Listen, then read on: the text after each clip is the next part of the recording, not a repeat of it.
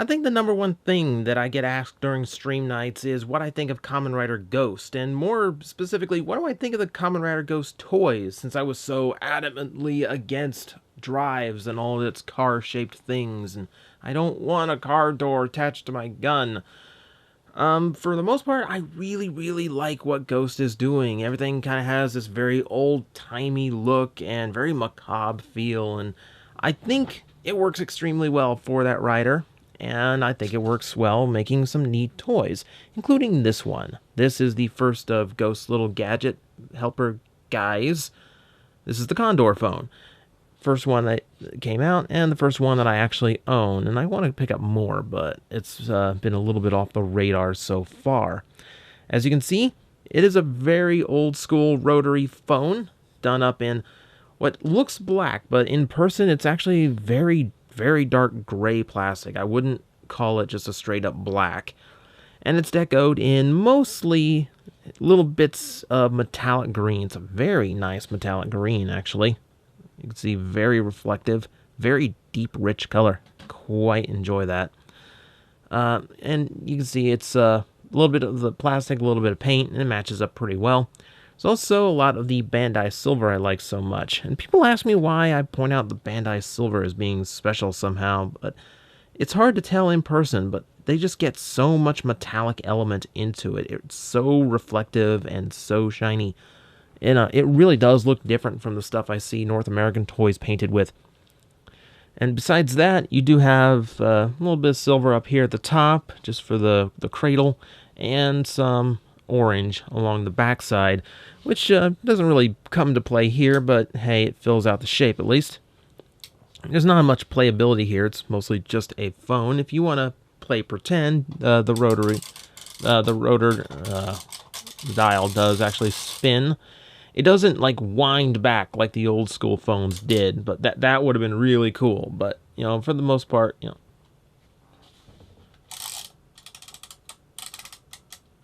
if you just want to pretend a little bit, because this is a role-play toy still, so you use that imagination thing that Tokuger was so big on.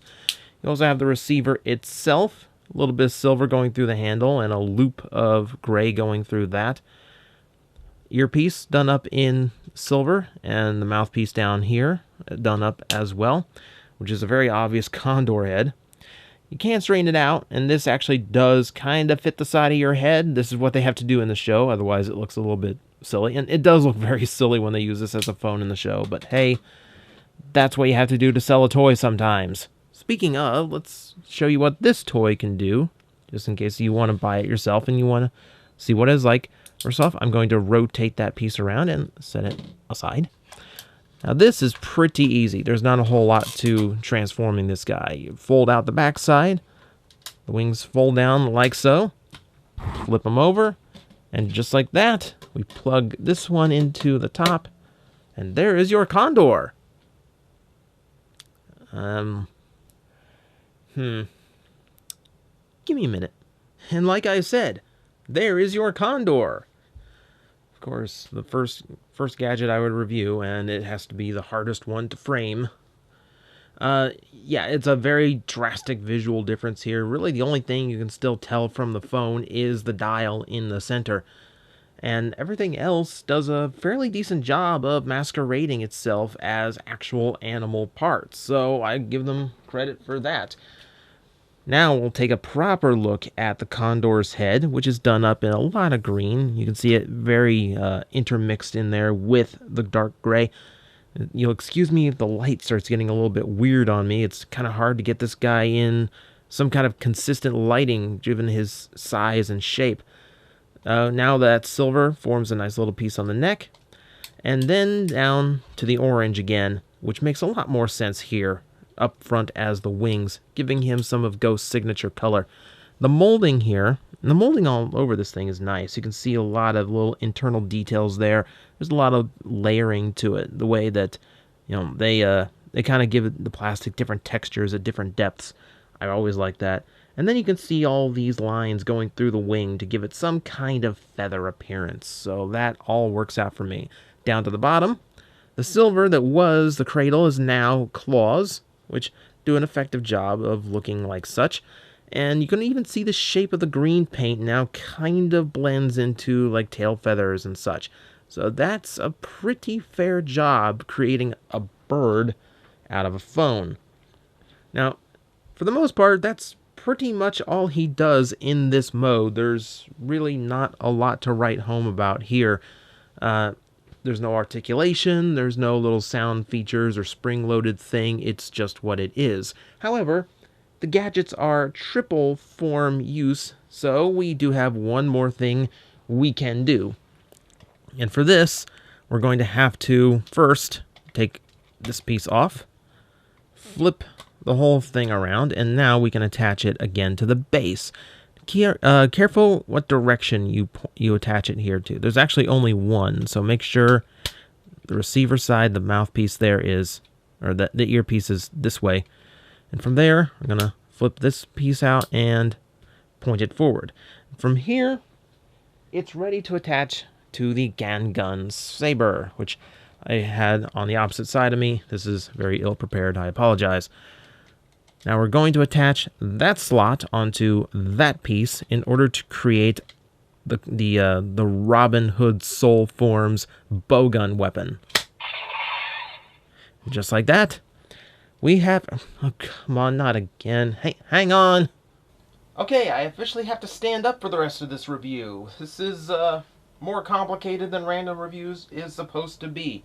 But here we do see the entire bowgun mode, and I think it's a pretty effective combination. The plastics match up nice, the paint on the handles are identical, and it's a really good size. I mean, just to hold on to it like so, like, it has a nice feel to it. Like, roleplay weapons, when they're swords and such, are traditionally very small in Kamen Rider, but the gun weapons tend to be a good size, and while this is smaller than the bow in the show, it doesn't feel dinky, and it's not unwieldy either. I think it's a pretty good balance.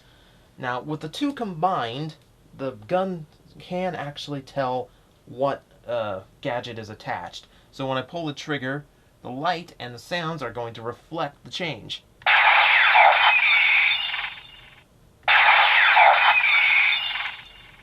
So you can hear that arrow shot, and you can hear that condor screeching at the same time. That's quite cool.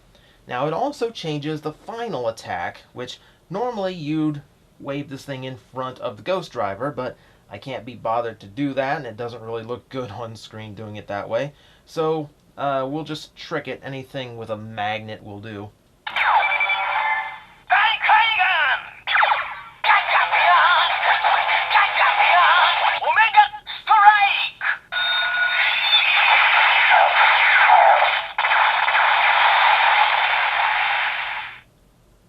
Did I mention how much I like the fact that they use Omega for the final word on all of these finishing blows? I kind of like that. Yeah, so the sound effect is good. I do like that. Not only can you hear the arrow shot, not only can you hear the screeching and the explosion, there's even a phone ringing noise in there, which is kind of weird and random. So you could tell they had a lot of fun just kind of throwing noises together and seeing what sounded like a final attack, and in that I can't really fault it. It works out pretty well for me. So that, okay, well, I guess before we wrap this thing up, I should show you, because there's quite a bit to disconnecting this guy. Because they know these things are going to get swung around by kids, everything kind of locks in place. So in order to disconnect it from the Gun Saber, you have to hold down that lever, which undoes the lock mechanism. And to get the neck off, you have to do the same thing down here with this little lever. And that lets you get back to some kind of actual animal shape device. And this thing's out of frame again. And we will leave it at that, I guess. So that is the Gun Saber. I think it is an extremely effective roleplay toy. And it's a neat little transformation, very simple. I will admit the Condor mode's neck is a little bit longer than I would like. I actually had to look it up to see if there are any condors who have necks that long. There are long neck condors, not that long. This is more ostrich, but I don't think an ostrich could fly into battle as easily as this thing can. But for what it is, I think it's a nice little toy. It's very simple, but it's kind of effective. If you're into the macabre theme of Ghost, I think it works. I think it's a very effective thing. And hey, if you have the Gangun Saber, it is by far my favorite combination with this weapon so far. I think it's very thematic and does a good job of changing it up into a brand new weapon. So, there you go. I've actually reviewed more Ghost toys now, so hopefully my opinion of how much I really like them is out there now. And who knows, if I manage to get a hold of any more, we might do some more of these really strangely edited and framed reviews. We'll see.